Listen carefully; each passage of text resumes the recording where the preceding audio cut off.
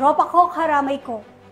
Ang tampok sa aktibidad ng 602 Company ng Regional Mobile Force Battalion 6 matapos tulungan ang kanilang 7 member na labis na naapektuhan ng nagdaang bagyo.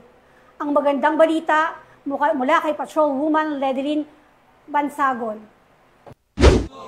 Salamat, 602nd Family! Bilang pagpapakita ng tunay na pagkakaisa at tapat na paglilingkod, nagsagawa ang mga tauhan ng Regional Mobile Force Battalion 6, 602nd Company sa ilalim ng pangangasiwa ni Police Captain Roy C. Compe, Officer in Charge, ng espesyal na inisyatiba na may temang Tropa Ko, Karamay Ko, na ginanap nito lamang ika-18 ng Nobyembre taong kasalukuyan. Layunin ng proyekto na maghatid ng agarang suporta sa mga kasamahang matinding na apektuhan ng Bagyong Tino. Nais nitong maibsan kahit paano ang bigat ng kanilang pinagdaraanan matapos ang matinding kalamidad. Sa inisyatibang ito, 7 personnel na tinamaan ng kalamidad ang nakatanggap ng mahigit 8,500 cash bilang mabilisang tulong pinansyal upang makatulong sa muling pagbangon ng kanilang mga pamilya. Naisa katuparan ng nasabing proyekto sa pamamagitan ng voluntaryong pag-ambag ng bawat kasapi ng 602nd Company na nagpatunay ng kanilang disiplina, malasakit at pagkakaisa para sa mga kasamahan na nangangailangan. Bagamat hindi nito lubusang maalis ang bigat ng pinsalang iniwan ng bagyo, nagsisilbi itong patunay na may mga kamay na handang umalalay